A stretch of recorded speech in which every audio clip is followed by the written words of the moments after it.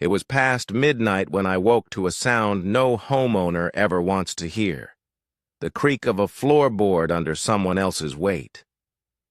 My heart froze, not racing but sinking heavy as stone. I crept down the stairs ready for anything, and there he was. Not a stranger, not a thief. It was the HOA president's husband standing in my living room like he owned it, and when I caught him, his words cut through me. "My wife runs the HOA. I can go where I want." That's the moment I knew this wasn't just trespass. This was war. You never expect the villain of your life story to come walking through your own front door. But that night, as the lock clicked and the door creaked, I realized that evil doesn't always wear a mask. Sometimes it wears a familiar face. It wasn't some stranger from the outside world. No, standing in the half-light of my living room was Frank Carson, the husband of our HOA president.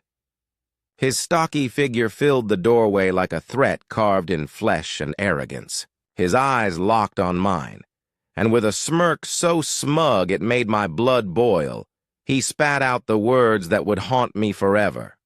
"My wife runs the HOA. I can go where I want."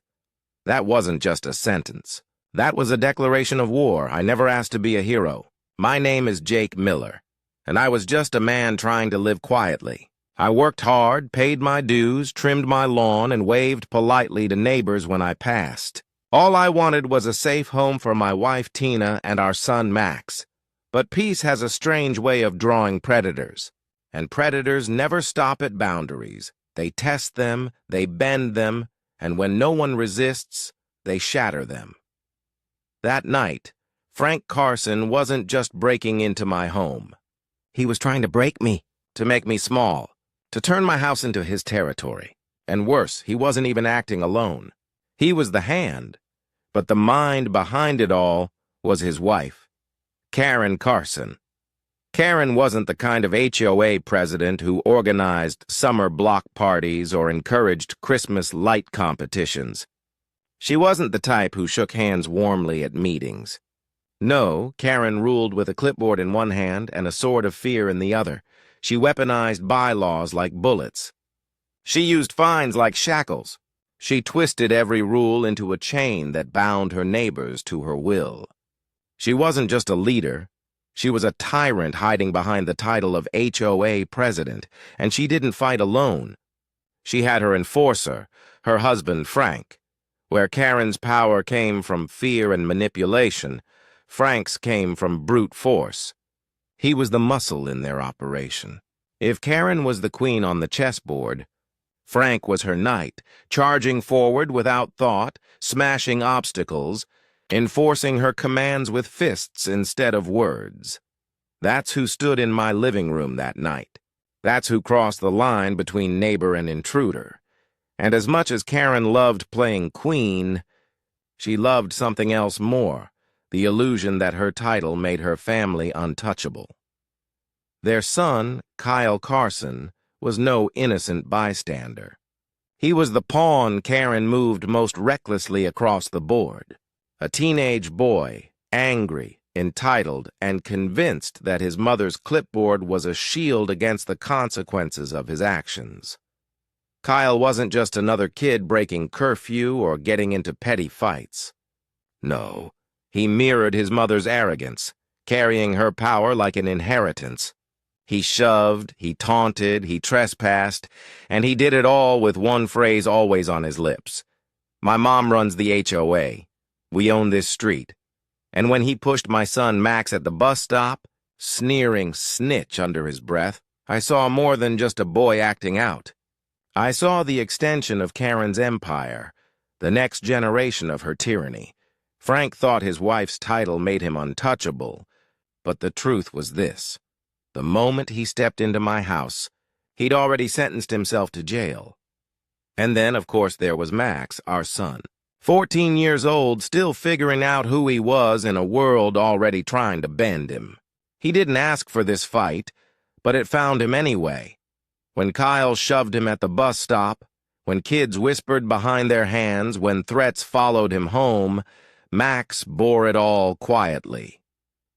But inside him, I saw something stronger than fear. I saw a spark. A boy who would learn from this war not how to cower, but how to stand tall. Max wasn't the reason Karen targeted us, but he was the reason I fought back. Because no man can look into his son's bruised face, hear him ask, "Why us, Dad?" and not feel the fire to rise up. Now here's the thing about heroes and villains. They don't always wear costumes. Sometimes they look like the woman across the street with a smile too wide. Sometimes they look like the boy with a backpack standing at your bus stop. Sometimes they look like the man who pushes open your front door and says, "My wife runs the HOA. This wasn't a comic book. This was a cul-de-sac. This was real life." And the battlefield wasn't some faraway land. It was front lawns, mailboxes, board meetings, and front porches. Karen thought she was the queen. Frank thought he was the knight. Kyle thought he was untouchable, but they underestimated us. They underestimated Tina's meticulous documentation. They underestimated Max's quiet resilience. They underestimated the patience of a father who knew that evidence is stronger than rage. Because when a tyrant believes fear is stronger than truth, that's when their empire begins to crack from that night forward. The roles were set. Jake Miller, me, the shield, the protector, the man who refused to bend. Tina Miller, the strategist, the planner, the one who turned chaos into evidence. Max Miller, the reason, the spark, the proof that even in fear, courage grows. Karen Carson, the villain, the self-crowned queen who believed her HOA title made her a ruler. Frank Carson, the enforcer, the muscle behind the crown, the man who thought intimidation was law. Kyle Carson, the pawn, the arrogant heir to his mother's tyranny, and soon another player would enter, Detective Miller, the mediator, the outside force who would look past Karen's crown and see the truth buried underneath. The days after the break-in blurred together. Kyle walked free from juvenile detention, his mother's influence pulling strings like a puppeteer.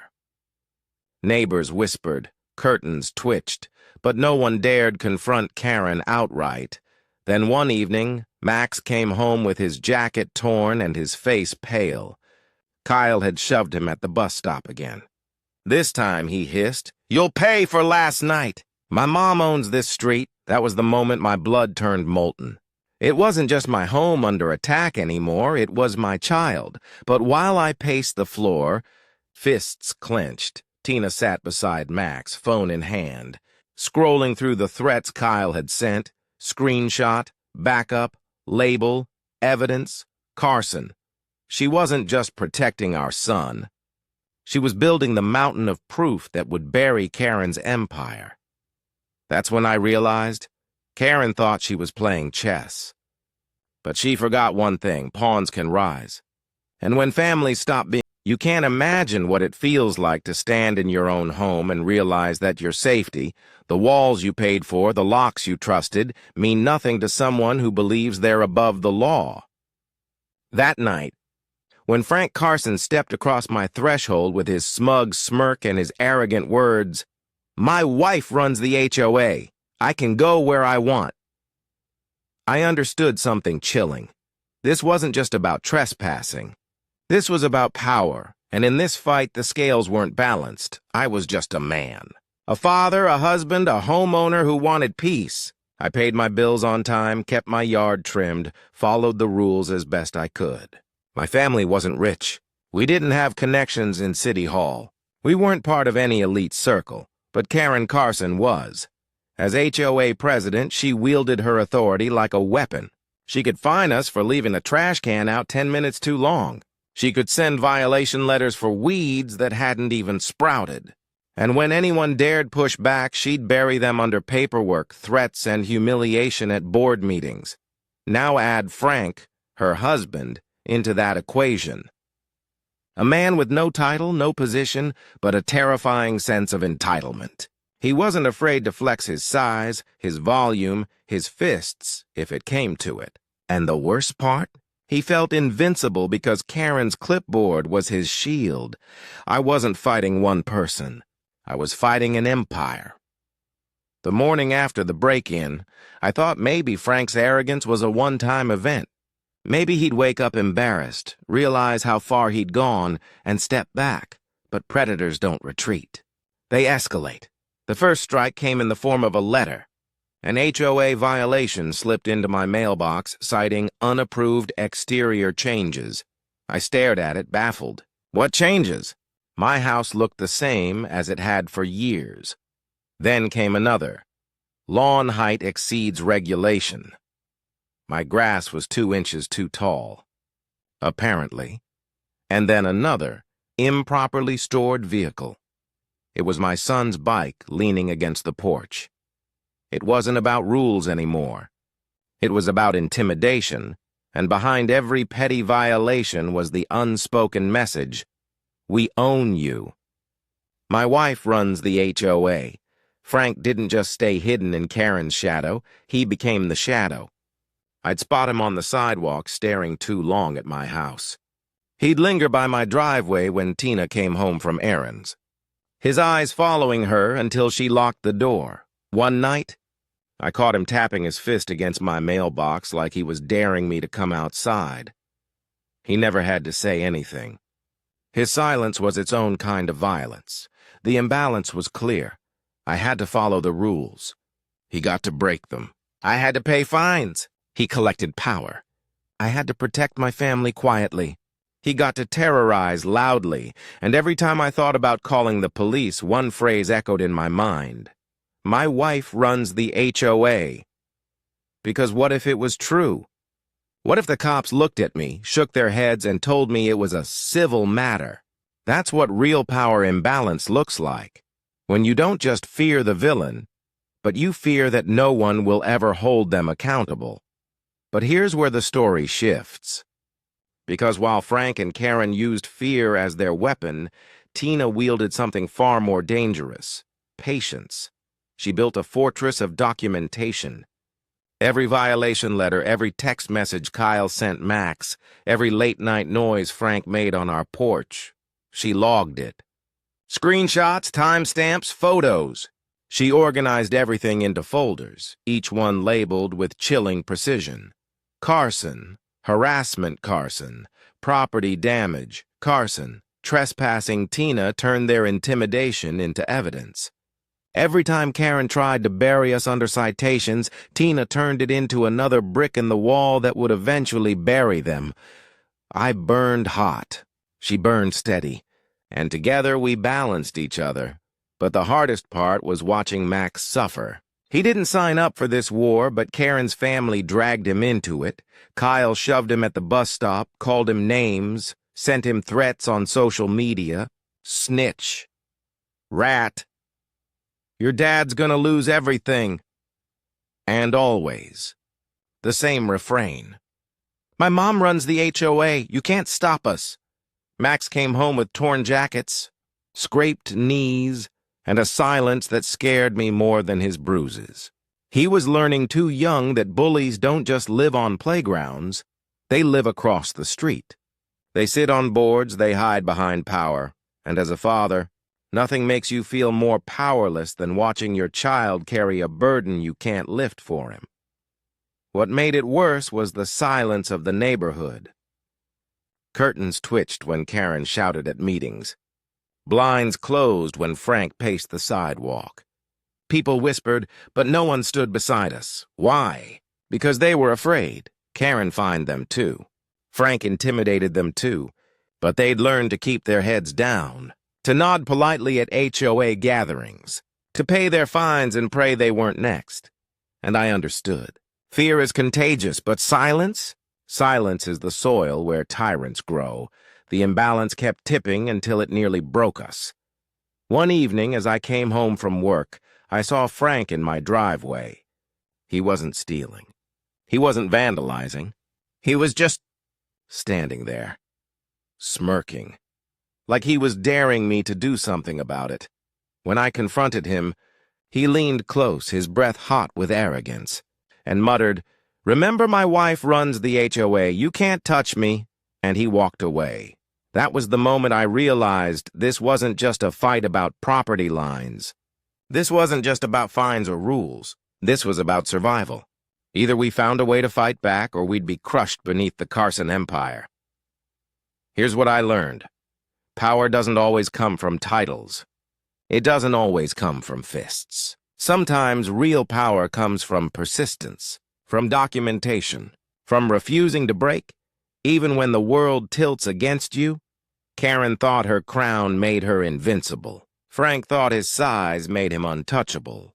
Kyle thought his mother's title made him a prince of the street. But they were wrong, because every smug smirk, every violation letter, every shove at the bus stop was another crack in their armor. What the Carsons never understood was this: the very power they used to control us was the same power that would one day destroy them. We made a pact at our dinner table one night, Tina, Max, and me. No more letting fear dictate our lives. No more bowing to citations that weren't real. No more silence. We would fight, but we'd fight smart. Evidence, patience, resilience. Tina's folders grew thicker. Max, though young, learned to stand taller, to tell us everything so nothing slipped through the cracks. And me? I learned to channel my rage into resolve, because villains don't stop themselves. They have to be stopped. But let me be honest, it wasn't easy. Nights were long. Sleep came slow. I'd lie awake, staring at the ceiling, wondering how much more we could take. There were moments I almost broke, times when I wanted to pack up and leave. But then I'd see Max's face, hear Tina's steady voice, and I knew we couldn't run. If we left, Karen would win. Frank would win. The message to my son would be clear: bullies always triumph, and I refused to let that be his lesson. The imbalance was clear. Ordinary man versus self-crowned queen. A quiet family versus a husband who thought breaking and entering was his birthright. But what the Carsons didn't see was that the tide was turning. That the paper trail Tina built was becoming a weapon stronger than any fine or threat. That every shove, every trespass, every arrogant word was digging their own grave. Magical engagement line number 2. Because when tyrants rise too high, they don't see how close they are to the fall. The conflict wasn't over. It was only beginning. The violations would get worse. The intimidation would grow louder. And the Carson family would unleash something far more dangerous than letters or threats. They would bring their so-called security to my doorstep. And when flashing red and blue lights finally painted our cul-de-sac, the world would see the truth. The imbalance weighed heavy, but it couldn't last forever. Because the truth about power is this: it blinds those who hold it. And Karen and Frank were so blinded by their own arrogance that they didn't see the trap closing in around them. We weren't just gathering evidence. We were gathering destiny, and soon, the cuffs that clicked around Frank's wrists would prove what I knew from the beginning. No title, no clipboard, no smug declaration of "my wife runs the HOA" could ever make a criminal untouchable. They thought fear would silence us. But fear became our fuel, and the louder they shouted, the sooner justice came knocking. So here we stood, one family, outnumbered, outweighed, and underestimated. And across the street, a president who thought she was queen, a husband who thought he was above the law, and a son who thought cruelty was his crown. Ordinary man versus empire. Shield versus knight. Truth versus tyranny. The imbalance was real, but so was our resolve. And when the war erupted in full force, the world would finally see which side of the scale would tip last. When Frank Carson stood in my living room that night and spat out those arrogant words, "My wife runs the HOA, I can go where I want," I thought maybe, just maybe, The worst was over once he walked back out my front door. But villains never retreat after their first strike. They push harder. They test the limits again and again until you either break or fight back. What followed wasn't just harassment. It was escalation, step by step, each move raising the stakes higher than the last, until the whole neighborhood could feel the tremors of war. The first escalation came quietly, slipped into my mailbox like poison wrapped in an envelope. Violation notice. Unapproved exterior alteration. I stared at the paper, confused. What alteration? Our shutters were the same. Our porch unchanged. The next day, another notice. Violation. Lawn height exceeds regulation. My grass wasn't even long. It was trimmed just like every other house on the street. Then came the third. Violation improperly stored vehicle. It wasn't a vehicle. It was Max's bike leaning against the porch rail. Karen was using her clipboard like a whip, striking us over and over. Each fine was small, but it wasn't about money, it was about power. Each notice carried an unspoken message. We're watching you. We own you. Don't forget who runs this neighborhood. I wanted to storm into the next HOA meeting, slam the papers down and demand answers. But Tina stopped me. Not yet, she said calmly. Keep everything. Document it. Every letter is another brick in the wall that's going to crush them. So I swallowed my anger, filed each notice carefully, and waited. But the Carsons weren't finished. The paper war turned into something louder, something harder to ignore. One evening, I pulled into my driveway after work and saw Frank standing in the middle of the cul-de-sac. Not pacing, not pretending, just standing there staring at my house. His arms were crossed, his smirk wide, like a man daring me to move him. I walked up slowly, my heart pounding, every instinct telling me this was a trap. "What are you doing here, Frank?" I asked, my voice low but steady. He leaned close enough that I could smell the stale beer on his breath and whispered, "Remember, my wife runs the HOA. You can't touch me." Then he walked off. No explanation, no fear. That's when I realized this wasn't just harassment anymore. This was psychological warfare. Frank didn't have to break into my house again. Just being there, standing, staring, smirking, was enough to shake the walls of our peace. And if that wasn't bad enough, the next morning, Max came home from school with his jacket torn. Kyle had shoved him again, this time hissing, "Snitches get stitches. You'll see what happens when you mess with my family." My blood boiled. My fists clenched. But once again, Tina's calm voice pulled me back. "Let him write his own downfall," she said. "Every shove, every word, it's all evidence. She was right." But patience felt like punishment when my son's bruises were staring me in the face. The next HOA board meeting was supposed to be routine. But routine doesn't exist when Karen Carson is in charge. The room was packed, neighbors squeezed into folding chairs, the smell of coffee and tension filling the air. Karen stood at the front, clipboard in hand, wearing her navy blue power suit like it was armor, and of course, Frank was right there beside her, arms folded, staring me down.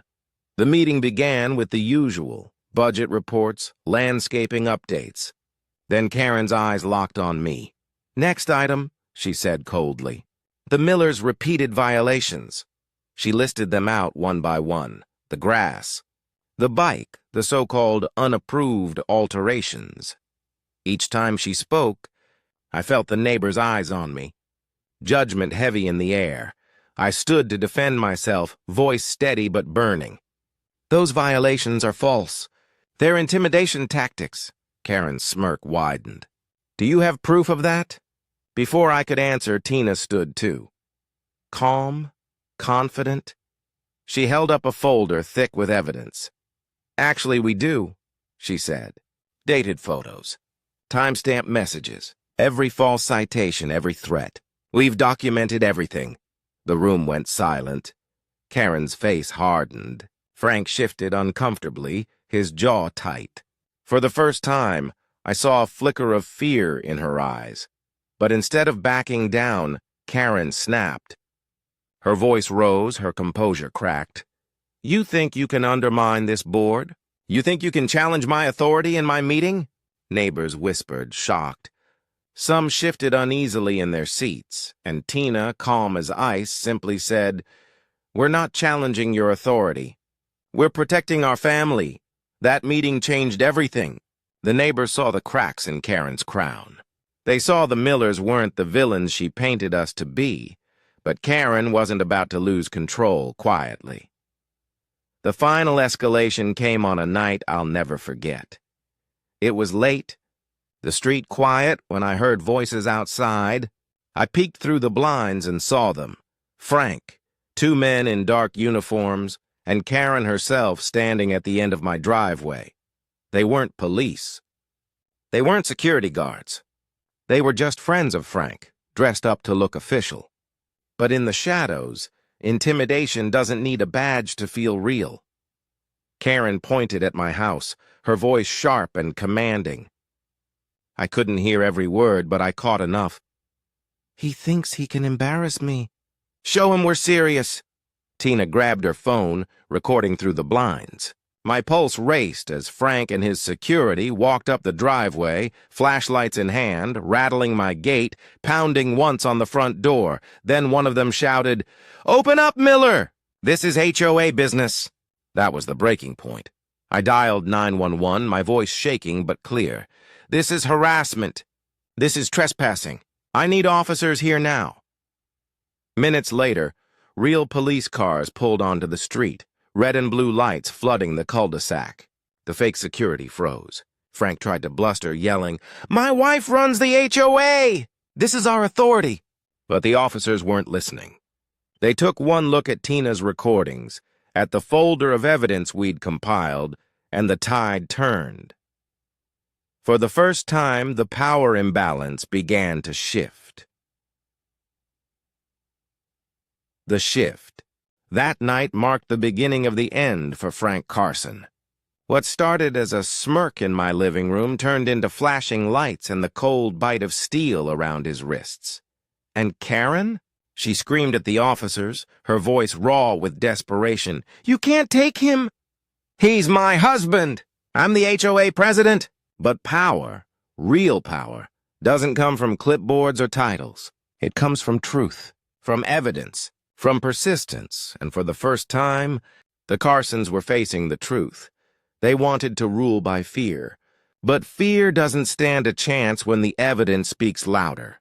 But make no mistake, those weeks of escalation nearly broke us. The endless notices, the threats, the glares from neighbors too afraid to stand beside us, the sleepless nights wondering what would come next. It was exhausting. It was terrifying, and yet it was necessary, because every step they took to intimidate us, every line they crossed, only tightened the noose around their own necks. Sometimes the louder villains shout, the clearer their guilt becomes and the closer justice gets. The war wasn't over. Not yet. The arrest was just the beginning. The real twist, the revelation of what Karen and Frank had been hiding all along, was still waiting in the shadows. But one thing was certain. The balance of power was shifting.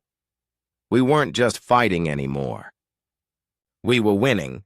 They thought they were untouchable. But the higher they climbed on their paper throne, the harder their fall was going to be. So here's where we stood.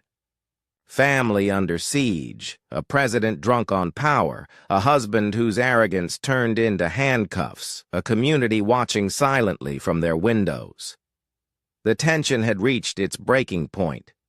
The battle lines were drawn in flashing lights and police reports. And the question wasn't if Karen's empire would fall. It was when. Because once Frank Carson broke into my house and said the words, "My wife runs the HOA," his fate was sealed. And the escalation that followed? It wasn't just noise. It was the sound of his footsteps echoing toward a jail cell. The night of the arrests felt like the end of the war. Sirens blazed, handcuffs snapped, and neighbors peeked out from behind curtains to watch the HOA Queen's castle crack. But the truth? That night was just the prologue to something much darker, because sometimes villains aren't destroyed when you catch them breaking the rules. Sometimes they're destroyed when you reveal the rules they've been writing for themselves all along. And that's exactly what happened with Karen Carson. For a brief moment, I believed the battlefield had gone quiet. The so-called security team was in cuffs. Her husband Frank faced assault charges. Kyle had been arrested for federal mail tampering. CPS had walked through her front door. Surely that was the checkmate, but Karen wasn't just a tyrant in a pantsuit. She was a spider, and her web was bigger than anyone realized. It began with a manila folder dropped on my dining room table. Inside was a forensic accountant's report, over 100 pages of spreadsheets, invoices, and damning math. He had combed through every transaction our HOA had made under Karen's reign. The first page was enough to make my stomach drop. Maple Rest Security Services, LLC, $6,500 monthly retainer, no patrols. No office, no insurance, no license. Just Frank Carson's name. Page after page told the same story. Carson Family Landscaping billed $10,000 a month for lawn services that used to cost $2. Evergreen Pool Maintenance, owned by Karen's cousin, charged for chemical treatments that were never delivered. A consulting fee of $5,000 a month went directly into an LLC that listed Karen herself as sole proprietor. And this wasn't a one-time skim. It was systematic, layered, a siphon running for years. She wasn't collecting dues to protect the neighborhood. She was bleeding it dry to bankroll her empire. The HOA wasn't a community. It was her personal ATM. That was the moment the curtain dropped. When I realized Karen wasn't just drunk on power, she was cashing the checks of our fear, turning our silence into her salary. I flipped further through the report. The numbers blurred until a headline from an old newspaper article hit me like a punch. HOA president ousted amid financial misconduct scandal. The name beneath it? Karen Peterson, her maiden name. 5 years earlier, in a different county, she had played the same game. Intimidation, fines, shell companies, a hostile environment until residents pushed back. When it all crumbled, she vanished, only to reappear here with a new last name, a new neighborhood, and a fresh kingdom to conquer. This wasn't just an accident. It was her business model. A cycle of control, fraud, and escape. And we weren't her first victims. That realization shifted everything. This wasn't just a story about a petty HOA president who abused her clipboard. This was about a repeat offender, a woman who made an art out of weaponizing bylaws, bleeding neighborhoods dry, and vanishing before the law caught up. Karen wasn't unlucky. She was practiced. I sat back in my chair, my fists clenched around the edges of the report. All the late-night knocks, the bogus fines, the threats to Max, they weren't just intimidation tactics. They were distractions. Smoke screens to keep us too busy fighting her petty rules to notice she was robbing us blind. The real crime wasn't the shove at the bus stop. It wasn't the trespassing or the broken lawn rule. It was the quiet, calculated theft of hundreds of thousands of dollars from every family on our street. And that's the cruelest trick of tyrants. They get you so busy fighting their noise, you don't see them stealing your silence. The revelation spread like wildfire. At the emergency HOA meeting, when I projected the evidence onto the wall for all to see, the room fell into a stunned silence. First, the footage of Kyle sneaking through neighbors' yards. Then Frank pounding on my door, then the invoices scrolling across the screen, gasps, murmurs, anger. Rising like a storm, neighbors who had lived in fear for years suddenly found their voices. Mrs. Gable stood and shouted about the $2,000 fine Karen had slapped on her for building a ramp for her. Wheelchair-bound husband, Mr. Chen, revealed she had illegally placed a lien on his home over a basketball hoop. One by one, the dam burst. Every story poured out like water through cracked stone. Karen banged her gavel until her arm shook, but no one listened. Her weapon, fear, was gone. And without fear, her rules were just paper. But here's the twist that made the room erupt. The accountant's report wasn't just a neighborhood gripe. It was a criminal referral, fraud, embezzlement, grand larceny, and the IRS had already been tipped off about unpaid taxes.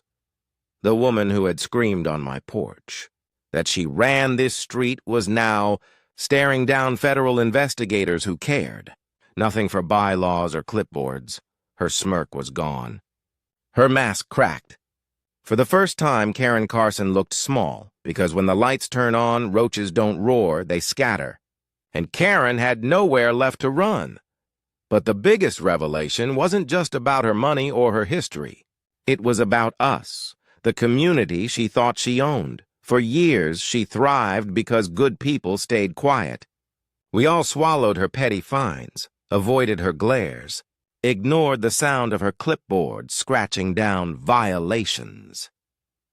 Fear was her greatest weapon, and silence her greatest ally. But the truth changed everything. Once the neighbors saw her son sneaking into yards, her husband in handcuffs, her fraudulent companies draining our bank accounts, they weren't scared anymore. And that was the true revelation. Karen never had real power. She only had the illusion of it. The moment we exposed her lies, her empire collapsed in on itself. That night, walking home from the HOA meeting, I looked at Tina. Her hand found mine, steady and warm. "It's bigger than us," she said quietly. And she was right. This wasn't just about our house anymore. It was about making sure no family, no neighborhood would ever be trapped under Karen's false crown again. The twist wasn't just that Karen was corrupt. It was that ordinary people, a husband, a wife, a frightened son, and a street full of quiet neighbors, had finally become louder than her lies. And for someone like Karen, that was the one thing she could never survive. There's a silence that falls just before justice lands. It isn't peace, it's the pause before thunder. And that's exactly what I felt the morning Karen Carson walked into court. Not as the untouchable queen of our neighborhood, but as a defendant. For months, she had strutted through our cul-de-sac with her clipboard, issuing fines, smirking at her neighbors, and ruling with fear. But now, she sat under fluorescent lights, hands folded too tightly, her suit immaculate but powerless, her eyes darting like a trapped animal. This wasn't her clubhouse. This wasn't her stage. This was a courtroom, and here, the rules weren't hers to write. The judge's gavel cracked, and in that single sound, Karen's empire finally shattered. But let me take you back, step by step, to how her downfall unfolded, because karma doesn't arrive all at once. It builds brick by brick until the wall you've built to trap others collapses on top of you. When the squad cars flooded our street and Frank Carson was dragged away in handcuffs, I felt something I hadn't felt in months: safety. His smirk was gone, replaced with the look of a man realizing the law doesn't care about HOA clipboards. His charge was clear: assault, harassment, and impersonating a security officer. Kyle wasn't spared either. Watching the same boy who once stood in my living room, grinning as he held my son's video game console, now pale and trembling as police read him his rights for federal mail tampering, that was Justice's first strike. And then, the dagger, CPS walking up to Karen's door in front of every neighbor. She had built her power on appearances. The perfect house, the perfect family, the perfect authority. That illusion cracked the moment a caseworker asked to step inside her home. The whispers from the neighbors weren't just gossip anymore. They were witnesses to her humiliation. The woman who once made us feel like criminals in our own homes now stood branded in front of her kingdom, not as queen, but as fraud, liar, and mother of a boy in cuffs. 2 days later, The HOA clubhouse overflowed. Every seat taken, every neighbor who had once stayed silent now buzzing with anger and anticipation. At the center of the table sat Karen, trying to cling to authority with a mask of composure. But masks crack when truth is projected on a screen. First came the footage, Kyle creeping through yards, Kyle in my living room, Kyle shoving Max at the bus stop, Kyle stealing the decoy mail. Gasps echoed with every clip. Then came Frank's shove at my door, followed by the flashing red and blue lights that swept him away, and then the financials. The forensic accountant laid out the theft with precision. Shell companies, inflated invoices, consulting fees that were nothing but cash funnels. Slide after slide stripped Karen bare, exposing not just corruption, but greed so vast it turned the whole room against her. Neighbors rose one by one, voices trembling at first, then swelling into anger. Stories poured out of fines, liens, harassment. It was no longer my fight, it was our fight. The fear Karen had thrived on for years had finally turned into fury. Karen pounded her gavel, shouting, "Order! Order!" But no one listened. The gavel was just wood now. Her words were empty air. That night the board voted. Karen Carson was stripped of her presidency, suspended from the board, and locked out of the HOA accounts she had once bled dry. And the cheer that erupted wasn't polite applause. It was years of pent-up rage released in one collective roar. That was the moment the street stopped being hers. The fear was gone. The Queen had no crown, no army, and no throne. Just neighbors who would never bow again. The legal gears ground slow, but they ground fine. The district attorney brought charges: embezzlement, fraud, and grand larceny. The IRS filed a case of tax evasion, backed by the accountant's 100-page report. Karen's slick lawyer tried one last trick. He walked into court, waving the old liens she had slapped on homes like weapons, demanding foreclosures, pushing to scare us into submission. But the judge wasn't buying it. Our attorney stood, calm and sharp, and slid the forensic audit across the bench. The judge read in silence for 10 long minutes. Her face darkened with every page. Finally, she looked over her glasses at Karen's lawyer and said, "Are you seriously bringing this before my court while your client is under investigation for theft, fraud, and tax evasion?" The room froze. The judge slammed the gavel and dismissed the liens with prejudice. Forever unenforceable. Not only that, she ordered Karen to pay all our legal fees. The woman who had fined us for grass height and porch lights now owed thousands. For her own frivolous schemes, that was the sound of the walls closing in. The fines she had once written so carelessly became her own bill, signed not by her clipboard, but by the very law she thought she controlled. The forensic audit revealed the full scale of her theft, hundreds of thousands funneled into family pockets. Landscaping, pool services, consulting, all fraudulent. The new board voted to sue her personally, and the district attorney agreed to seize assets. Her house, the one she had flaunted as proof of her perfection, was sold to pay back stolen funds. The cars, the accounts, all drained. The empire she had built on our fear became the very thing that paid for our recovery. Neighbors who once cowered behind curtains now gathered at barbecues, laughing openly, free of her shadow. The ramp Mrs. Gable built for her husband, still standing now without a $2,000 fine. The basketball hoop at Mr. Chen's house, back in the driveway where it belonged. And me?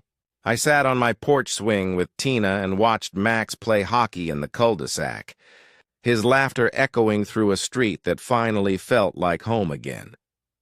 Karen Carson wasn't gone yet. Sentencing loomed, and the IRS pressed harder with every letter. But the woman who once screamed, "I run this street," now walked into courtrooms in borrowed suits, no longer feared, no longer respected, no longer in control. Justice wasn't just the sound of a gavel. It was the silence of neighbors no longer afraid to live.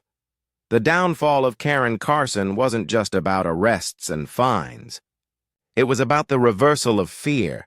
The clipboard became evidence. The threats became testimony. The empire of intimidation became a pile of paperwork that buried her deeper with every page. For months, I had asked myself, how far would I go to defend my family? I thought the answer was fists and fury, but in the end, the answer was patience, persistence, and proof. That's what broke her. That's what freed us. And watching her sit in that courtroom, stripped of her crown, facing the very laws she thought she controlled, that was the moment I finally breathed easy. 6 months later, the cul-de-sac looked the same on the outside. Neat lawns, trimmed hedges, porch lights flicking on at dusk. But inside, everything had changed. The silence was different now, not the tense, fearful kind where blinds twitched and whispers carried. This silence was easy, free. The kind that comes when you know your neighbors aren't your enemies. When laughter at a barbecue isn't followed by the sound of a clipboard scratching down fines. The Carson house stood empty for a while, its windows dark.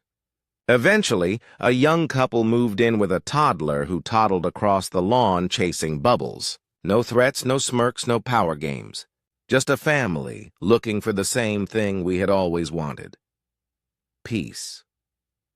And for the first time in years, Maple Rest Court felt like a neighborhood again. I sat on my porch swing one bright Saturday morning, iced tea sweating in my hand, Tina rocking beside me. Max was out front playing street hockey with a group of kids, his laughter bouncing between the houses. He missed a shot, fell on the pavement, and laughed again. No fear in his eyes, no shadows on his shoulders. I looked at him and I realized the truth. This fight had never really been about Karen, or Frank, or even Kyle. It had been about Max, about every child who deserves to feel safe walking to the bus stop, about every family that deserves to eat dinner without headlights sweeping across their windows, about every neighbor who deserves to live free of fear in their own home. That was the prize we fought for. And that was the prize we won. But here's the lesson I carry with me now. Villains don't always wear masks. Sometimes they live across the street. Sometimes they hold a clipboard instead of a weapon. And sometimes their greatest tool isn't violence, it's fear. Karen thrived on silence, on neighbors who shrugged off fines, on families who decided it was easier to pay than to fight, on parents who told their kids to just ignore the bully. That silence was her empire, but silence cracks the moment one voice dares to speak. And when one voice is joined by another and then another, the empire falls. I wasn't the strongest man on the block. I didn't have weapons or influence. What I had was patience, persistence, and proof. Tina had the calm to think 3 steps ahead. Max had the bravery to face the fire even when he was scared. And our neighbors, when they finally found their voices, had the power to finish what we started. That's how you win against tyrants. Not by becoming them, not by matching their rage with rage, but by standing steady, recording, documenting, refusing to bow, and trusting that truth always outlasts lies. On that porch swing, as the sun warmed the roofs and the sound of children echoed down the street, I finally felt the answer to the question that haunted me for months. How far will a man go to defend his own? The answer is simple. As far as he must, but no farther. You don't break the law. You don't let anger swallow you whole. You fight with patience, with proof, and with the quiet courage that makes tyrants powerless. That's what carried us through. That's what brought justice. That's what gave us peace. And now I'll leave you with this. We won more than any case against Karen Carson. We won this minute, this porch, this calm, the right to live without fear, the right to watch a game in the street and think about nothing at all. And that's worth every file, every call, every long breath. Because in the end, peace isn't loud. It's ordinary. And ordinary is the sweetest victory of all. And if you're still here, if you felt the anger rise in your chest and the relief in your heart, I've got something to ask. Subscribe to HOA Truth Tales, because this isn't the only story of neighbors rising up against power-hungry HOAs. Share this video with someone who's ever dealt with a Karen on a power trip. Maybe your story will give them courage. Drop a comment below. Tell me your HOA horror story, your neighborhood nightmare, or even just the moment you stood up to someone who thought they were untouchable. Every story matters. Every voice breaks the silence. And silence is the one thing bullies cannot survive. So join me. Join this community, because together we're not just telling stories. We're proving something bigger. That no matter how powerful the bully seems, no matter how unfair the fight looks, truth and persistence can always win. And that, my friends, is the real tale worth telling.